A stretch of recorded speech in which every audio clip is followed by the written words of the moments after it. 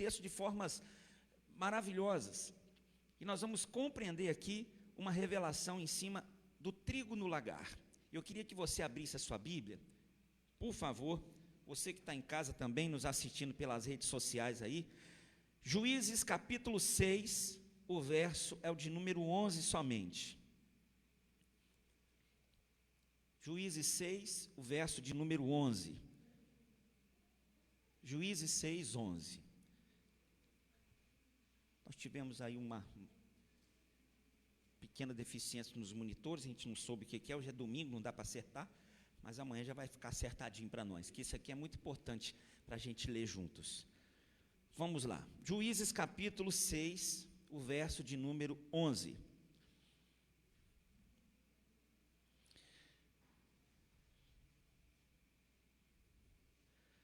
Juízes está lá no Antigo Testamento, Gênesis, Êxodo, Levíticos, Números, Deuteronômio, Josué, Juízes, 7º livro ali do Antigo Testamento. Juízes, capítulo 6, o verso é o de número 11. Diz assim, pessoal, Juízes 6, 11. Então veio o anjo do Senhor e assentou-se debaixo do carvalho que está em Ofra, que pertencia a Joás, a Abiesrita. E Gideão, seu filho, estava malhando trigo no lagar, para o pôr a salvo dos midianitas. Veja bem, tudo que os israelitas faziam, a Bíblia diz que quando o anjo chega a Gideão, então diz assim: eu sou o mais pobre da casa do meu pai, a minha casa é a menor que existe, como que eu vou ser útil para salvar, mudar e fazer uma história diferente aqui? Então ali ele está demonstrando nele uma certa tristeza e uma intimidação, porque ele diz: tudo que a gente produz, então olha só, a terra era boa, tudo que a gente faz, quer dizer, a terra era produtiva, tudo que a gente realiza, então existia trabalho, produção, colheita, existia recurso. Os inimigos vêm e nos roubam, e levam embora, e a gente fica sem nada. Então, na verdade, o inimigo, a intenção de Satanás, que é o nosso inimigo, naquele tempo, figurativamente falando aqui sobre os midianitas, hoje nós podemos ter várias situações. Tem pensamentos que são inimigos da gente, irmãos. Tem sentimentos que são inimigos da gente. Quando a gente fala Satanás, assim, parece que é aquele vermelhinho, chifrinho, rabinho e tridente na mão. Não. São circunstâncias nocivas, ruins, destrutivas. Situações que a gente, se não perceber, em vez de nos ajudar a progredir, avançar, desenvolver, vão nos encaixotar, nos engessar e nos abater. Tem amizades que não são boas. Tem lugares que não são bons a gente frequentar. Não é porque a gente é crente ou é de... Não é isso não. Independente, são lugares que não são bons, até para quem não é cristão. Moralmente falando, tem pessoas que não são boas, nem para você ter uma amizade. Ou melhor, amizade até tudo bem, mas intimidade não, porque isso é muito diferente. Tem lugares, tem coisas, tem pessoas, tem situações que é melhor você dar um oi, porque educação cabe em qualquer lugar, né? Amizade é uma coisa que faz parte do relacionamento social, conhecimento, simpatia, mas intimidade, trazer para dentro da vida é outra história. Aí muda tudo, irmão. Para dividir um sanduíche com você é outra história. Você pode até, legal, oi, bacana, não, claro, vamos marcar, é lógico, rapaz, só falar que a gente está junto, você não está mentindo, você está sendo educado. A questão é que para aquela situação eu vou ter sempre um compromisso. Qual é o meu compromisso maior de vida? Qual é o compromisso maior de vida que a gente deva ter? Isso aí, é porque a máscara está tampando um pouquinho, mas tem um monte de gente respondendo. Com Deus, com Jesus. Então você nunca vai mentir. Porque às vezes eu não estou com compromisso com a minha esposa, para eu falar assim, pá, estou com compromisso com a minha esposa, não estou. Então eu estaria mentindo, mas rapaz, eu estou com um compromisso que eu não posso ir lá com você nesse lugar. Qual é o meu compromisso? Com a palavra de Deus, com o Espírito Santo, com Deus. que não me permite ir nesse lugar. Porque o meu compromisso com Deus não me deixa, não me dá legalidade de frequentar esse lugar, não me permite permanecer muito tempo numa rodinha onde só tem coisas que não vão me ajudar a edificar. Então, se eu quiser entender que existe uma vida que Deus oferece para mim, eu preciso entender que Ele também nos orienta, Ele também nos direciona, que tem coisas que não vão ser produtivas e não vão ser boas, e não vai dar certo permanecer junto. Tem que haver separ, e assim Deus fez e trouxe exemplo desde o início, e fez separação entre o dia e a noite, e fez separação e deu limite às águas dos oceanos. Você sabia? Tem um rio, vou falar de nada fora do Brasil, porque talvez a gente nem entra no nosso dia a dia de conhecimento, mas um rio aqui dentro do Brasil, chamado São Francisco, e outro, Rio Negro,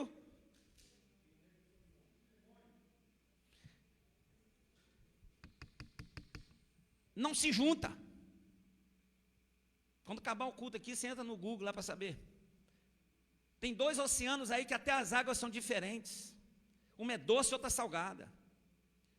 Que não adianta, é isso aí. Não adianta você ver na foto assim a diferença. Tem um barco aqui, ele vai para lá, é outro, ele vai para cá. Na divisão dos continentes, não adianta, não mistura. Não mistura, irmão.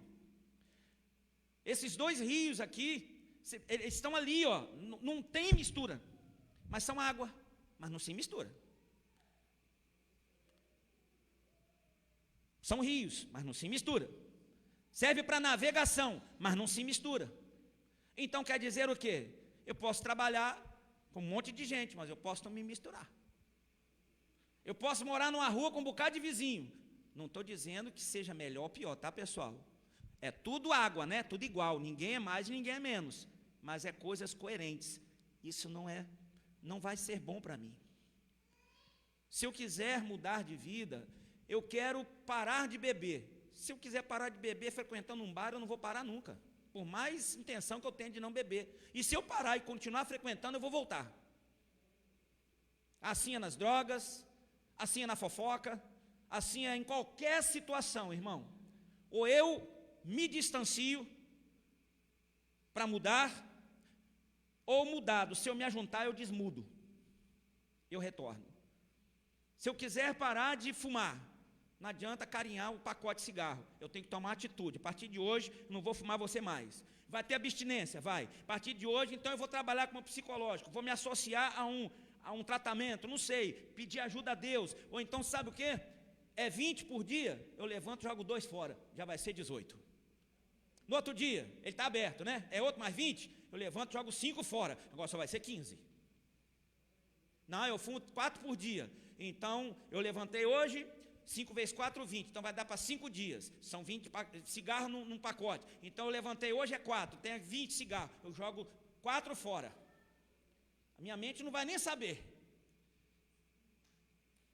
joguei 4 fora, eu vou fumar quantos? Em vez de 4 dias, eu vou fumar 3 dias, estou trabalhando, eu estou lutando, e é aí que Deus olha o seu esforço para Ele, dar capacidade para você vencer o que você não conseguiria sozinho. Quando há em nós esforço para mudar, eu sei que sozinho muitas coisas eu não consigo. Gideão não conseguia jamais vencer. Gideão não conseguiria nunca dar uma guinada no povo. Mas o Deus vira para ele e fala assim: você é que vai mudar a história de todo esse povo. Ele falou: a minha casa é a menor. Mas sabe por que ele disse isso? Porque foi o único que deu um jeito de esforçosamente, apesar de estar triste, chateado, meio abalado, mas foi o único que estava se esforçando para poder dar uma guinada no inimigo. Como assim? Final desse versículo diz que ele estava tentando algo que ninguém tentou. O que ele tentou? Olha o final do versículo que diz: para o pôr a salvo. Não é isso que está escrito aí, pessoal? Para o pôr a salvo dos midianitas. Juízes 6:11, o último verso embaixo, assim, as últimas palavras. Ele estava amassando trigo no lagar para pôr a salvo. Por que pôr a salvo? Era uma estratégia, era um jeito que ele estava dando, porque se ele não fizesse isso, tudo estava sendo roubado. E essa atitude, esta ação, chamou a atenção de quem? Em meio a tanta dificuldade, ele poderia dizer o quê? Eu sou sozinho no meio desse arraial, eu sou sozinho, não consigo, sou só eu lá em casa, está pesado demais, porque é isso que hoje em dia acontece às vezes. O nosso lado humano quer pender para isso, mas não é porque a gente é porque realmente é verdade, a gente está sozinho, lá naquele trabalho a gente é só nós mesmo, lá naquele setor é só eu, lá naquela rua, lá, enfim, a gente se sente às vezes desamparado, sozinho. Mas sabe qual é a palavra de Deus para nós nessa noite, meu irmão? Se você, mesmo em meio às dificuldades, você continuar agindo, nem que seja no mínimo com Deus, Ele diz assim: seja fiel no pouco, que no muito eu vou te colocar. Não importa, eu estou sentindo a situação, minha cabeça está abalada, meu psicológico também, porque eu sou ser humano de carne e osso. Quem não sente a pressão de um momento? Ninguém é super cristão, super homem, super mulher, super nada. Somos de carne e osso. A gente fica triste sim, a gente fica chateado sim, a gente fica desmotivado sim, a gente fica abalado sim, a gente fica irritado sim, a gente fica tudo sim. Mas uma coisa que não pode, eu posso ficar assim nisso tudo, o que eu não posso é deixar de usar as estratégias e crer na palavra, e ouvir a Deus, porque Gideão estava tudo assim, mas ele também estava assim com Deus. É nessas horas das pressões que nós não podemos deixar a Deus, nós devemos preservar, ainda que seja o pouco que a gente tem. Tem uma igreja em Apocalipse que diz assim: guardaste, mesmo tendo pouca força, guardaste a minha palavra. Vai ter dia que a gente está com pouca força, irmão. Quem sabe você está aqui hoje com pouca força. Pastor, eu estou desanimado, eu estou tão assim, eu já fui muito mais do que eu sou hoje. Mas o pouquinho de força que você tinha te trouxe à igreja. Você acha que Deus não vai cuidar de você? Com certeza Ele vai cuidar de você, porque mesmo tendo pouca força, você soube para onde correr nesse momento tão difícil que a gente está passando. Você acha que essa pessoa que está em casa podia estar assistindo qualquer programa na televisão, mas está parada para assistir o culto ao vivo, ou em qualquer outro dia, na sua dificuldade, ela podia fazer qualquer coisa, ela liga lá e vai assistir. Você acha que mesmo tendo pouca força, guardaste a minha palavra? É aí que Deus honra. Gideão, mesmo tendo pouca força, ele estava tentando dar um jeito de fazer alguma coisa para resistir, para mudar, para dar um jeito naquela situação. Ele não estava se entregando, mesmo na sua cabeça e no seu coração, humanamente falando, ele não tinha capacidade de fazer nada, mas mesmo assim ele disse: eu não vou. Meu irmão, essa é a palavra para nós hoje. Às vezes a gente olha para um momento, para uma situação, sei lá, cada um leva para dentro de si, né? Para a sua realidade. E às vezes você olha e fala assim: eu não sei mais o que fazer. Eu já fiz de tudo, eu já conversei, eu já tentei, já orientei, eu não sei mais o que fazer. Eu já estou meio assim, desorientando. Mas mesmo assim você está guardando a palavra. Você está se esforçando mesmo no mínimo, porque você é de carne e osso, é normal. Você sente como eu, como qualquer pessoa. Quem diz que não sente, está mentindo, irmão. Todos nós sentimos a pressão de momentos, passamos em situações iguais. Não existe ninguém que seja superior a problemas. Problemas bate e abala. A diferença é que aqueles que guardam a palavra, mesmo tendo pouca força, não desiste, persiste e Deus honra. Essa é a diferença. Porque problema vem para todo mundo, situação difícil surge para todo mundo, faltas vem para todo mundo, falhas todo mundo tem, ninguém é perfeito. A diferença é que mesmo tendo pouca força, a gente sabe o que é mais precioso e não abre mão. Gideão estava ali, maçando trigo no lugar, ele olhava e falava assim, eu estou maçando aqui para ver se eu salvo alguma coisa, porque não adianta, tudo que se faz o inimigo rouba. Ele poderia olhar e falar assim, o que adianta eu maçar aqui meia dúzia de trigo? Se tá tudo que a gente produz, a gente não usufrui. Mas a Bíblia é clara, diz que ele fazia aquilo para salvar alguma coisa. Então, querido, é a oração que a gente faz para salvar alguma coisa, é a vinda que você vem para salvar alguma coisa, é sabe, o clamor, a esperança que se tem para salvar alguma coisa. E agora vai uma palavra de Deus para você, irmão, não deixe essa última esperança se perder, porque se ela se for, o que a gente deseja não vai acontecer. Porque esperança é ingrediente da fé. Fé, certeza do que eu espero. A gente fala muito isso aqui. Esperança é ingrediente da fé. Se a esperança sai, no lugar da sua certeza vai vir a dúvida. A fé não vai acabar, mas a fé vai misturar com a dúvida. A gente vai crer descrendo, confiar desconfiando, esperar querendo ver para crer.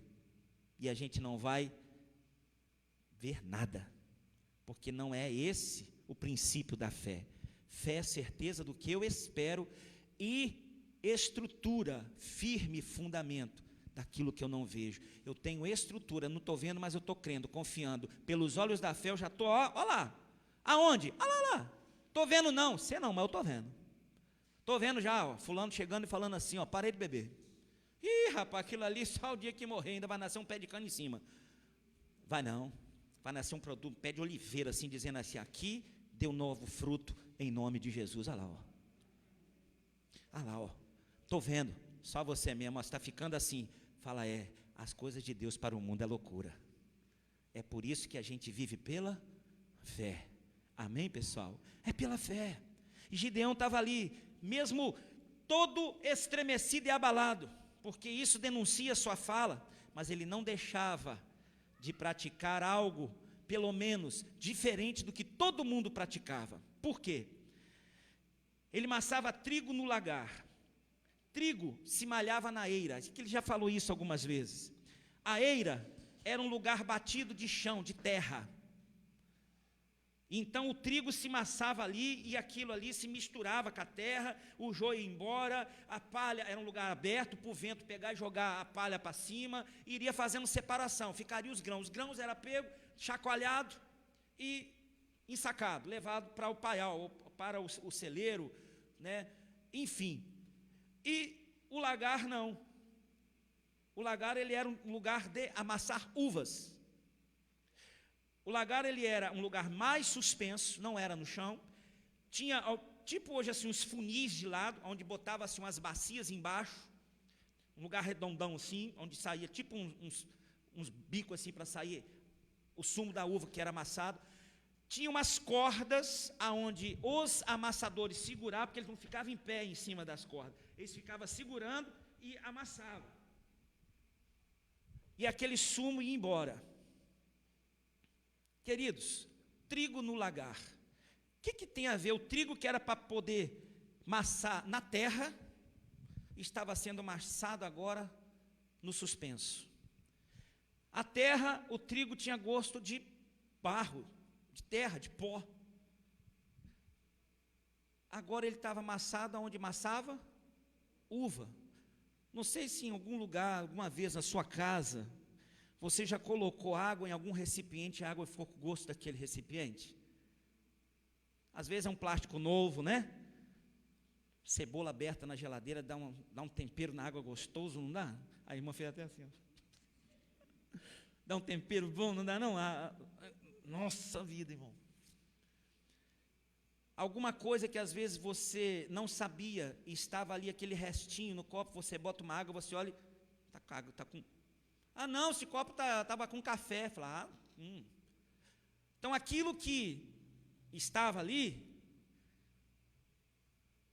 vamos pensar junto agora? O trigo no lagar é lugar de... O trigo agora ficava com cheiro e gosto de quê? Olha que delícia, irmão. Sabe o que isso simboliza para nós hoje, irmãos? Estamos fechando aqui para a gente poder orar em cima disso. O trigo no barro simboliza a feitura, a produção natural. O trigo no lagar, para salvar alguma coisa, o trigo simboliza a palavra. A Bíblia diz assim, é a palavra, é o trigo, é o alimento, é o pão. O pão, a palavra no sentido natural, não vence inimigo. Pelo contrário, a palavra no campo natural, ela é roubada. Agora, a palavra no campo espiritual, lagar, uva, quando a palavra se mistura com a revelação de Deus, com a unção, ela vem do alto, então você pode ordenar, porque inimigo não pode tocar. Aquele trigo no lagar o inimigo não tocava, mas o trigo na eira o inimigo roubava. Olha que coisa, irmão. O que eu devo fazer, pastor? Tudo que você tem, meu irmão, tudo que você tem, amassa no lagar. O lagar para nós hoje simboliza a igreja, simboliza o momento que você está a sós com Deus, simboliza o seu momento pessoal de intimidade, simboliza a sua oração, simboliza a sua leitura bíblica. Você está amassando trigo, palavra, você está produzindo pão, alimento, através do sangue de Jesus. E essa palavra que você produz ali no lagar, na presença do Espírito Santo, você pode soltar ela, porque o inimigo não vai achar ela, porque aos olhos do inimigo ele não pode tocar.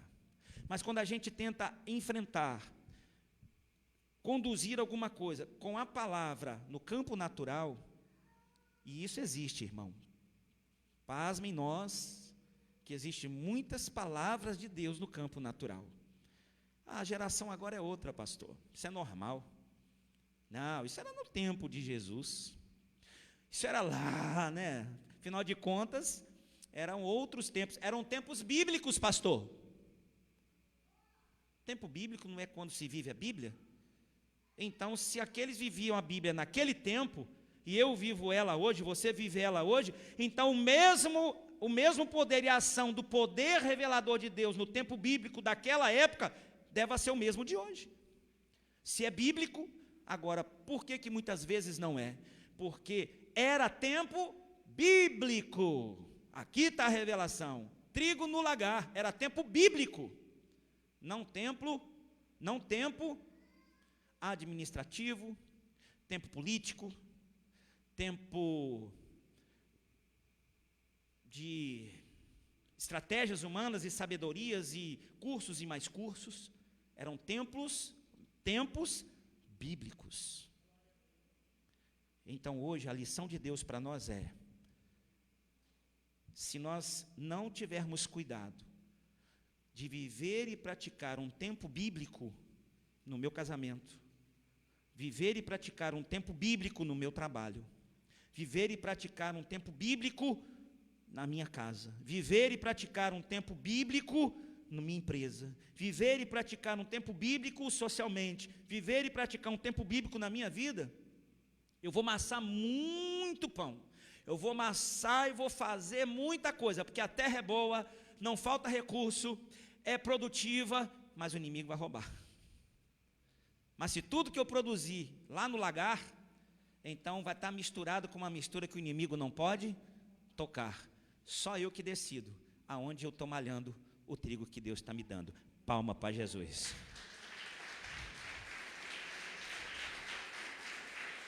Amém, queridos? E o convite de Deus para nós hoje é: vamos malhar o trigo no lagar? Bora? Vamos pegar essa palavra aí, e vamos pegar essa situação e sobre a palavra de Deus, vamos enfrentar de cabeça erguida, vamos levantar a cabeça, não vamos baixar não, porque eu tenho certeza que Ele há de visitar, há de se manifestar com a porque foi isso que Ele fez para Gideão, sim ou não?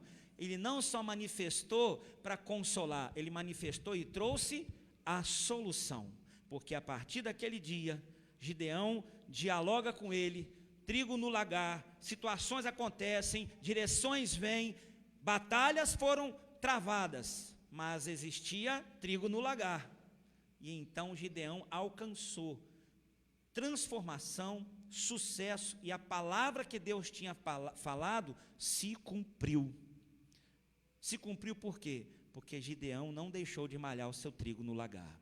Meu irmão, não importa o que aconteça, os desafios que surjam, continua malhando o trigo no lagar, continua firme na oração, continua firme na igreja, continua firme na leitura da palavra, continua firme na orientação espiritual, continua firme na sua caminhada cristã. E se você fraquejou, hoje é o dia de você falar: Senhor, vou voltar a malhar meu trigo no lagar. É a estratégia que vence o inimigo, essa é a palavra. Amém? Todos faziam algo igual, Gideão fazia meu irmão, essa é a diferença. Vereis a diferença entre aquele que faz diferente, entre o que serve a Deus e que não serve. Se você porventura deu uma paralisada, renova hoje. Tem trigo para você malhar no lagar. Pastor, já estou malhando muito, então não desanima, vai malhando, que vai acontecer. Você nunca entendeu isso e nunca malhou? Deus está chamando hoje. Vamos começar a malhar? Porque tem resposta para acontecer. Deus não desampara quem malha trigo no lagar. Amém, pessoal? Nós nunca vimos Deus manifestar e visitar alguém malhando trigo na eira. Mas no lagar a gente tem a história de Gideão. Vamos falar com Deus? Fique de pé, por favor, queridos. Feche os seus olhos, por favor. Pastor Jadir, por favor. Vamos orar. Com a mão no seu coração. Coloque a mão no coração. Vamos levantar a nossa voz.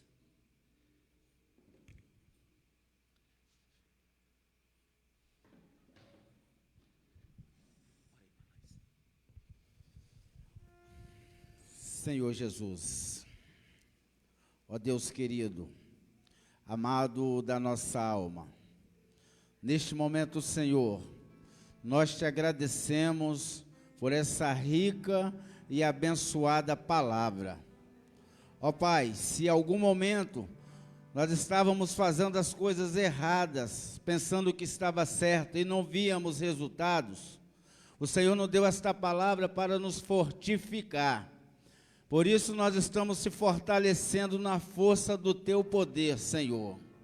Que todas as adversidades que existiam na nossa vida foi caída por terra agora neste momento. Porque assim como Gideão, na força do seu poder do Senhor Jesus venceu, nós também estamos vencendo na força do poder que há em nós. Ó Deus querido, muito obrigado, Senhor. Renova, Senhor, as nossas forças, para que o inimigo não venha roubar as nossas bênçãos, tais bênçãos que o Senhor tem nos dado e nós não sabemos aproveitar, Pai. Por isso, neste momento, o Teu povo está querendo, Senhor, fazer uma aliança completamente espiritual com o Senhor.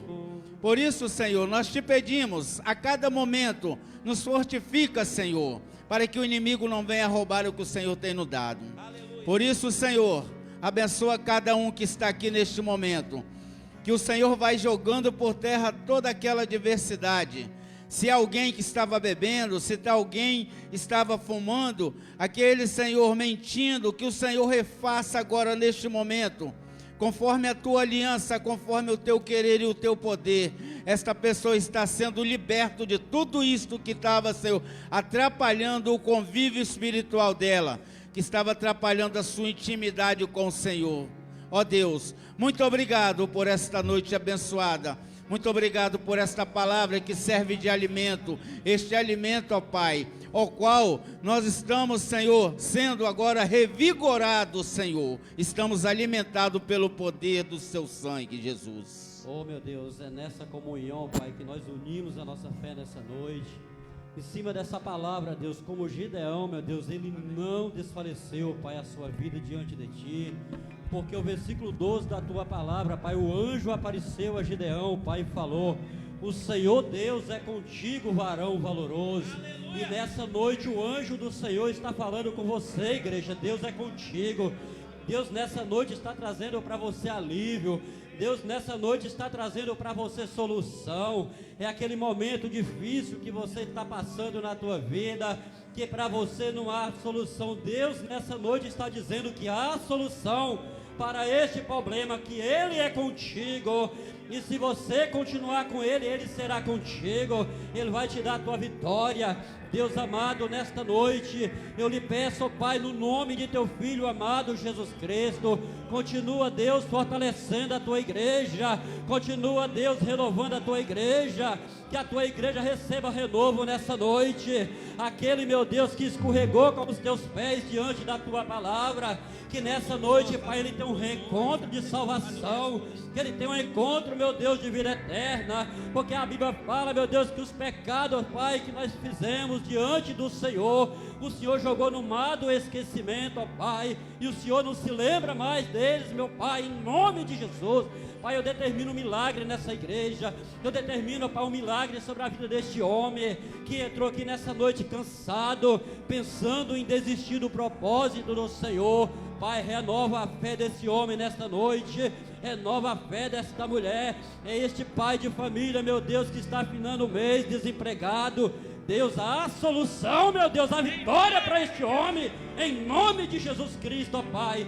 Deus, nós amarramos todo o espírito de impedimento, todo o espírito, meu Deus, de adormecimento, que muitas das vezes tem adormecido a tua igreja, não deixando, ó Pai, a tua igreja olhar para o alto, olhar para o céu, que é de lá, meu Deus, que nos vem um socorro em meio às atribulações, porque a Bíblia fala que no mundo nós teremos aflições, mas ela também diz para nós ter ânimo. Deus, dê ânimo à tua igreja, oh Espírito Santo, renova o cansado, renova, Pai, o desfalecido, meu Pai.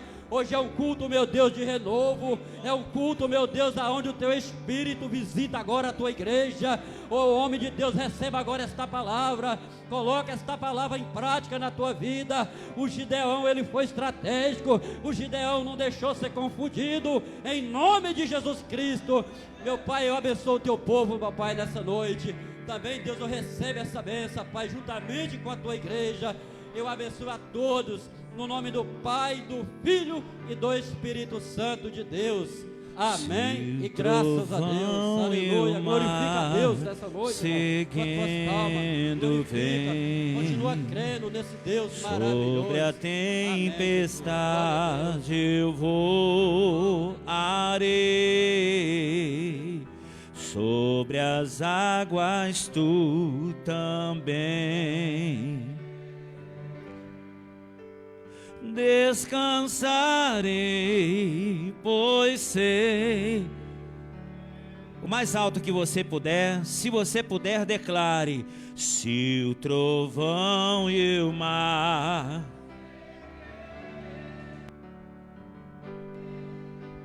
sobre a tempestade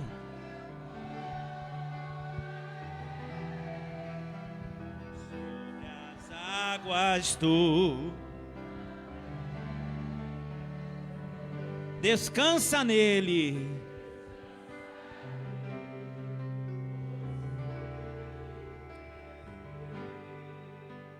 descansarei, pois sei. Você que já está descansando, pode glorificar ele, meu irmão. Aleluias, glória a Deus, aleluias.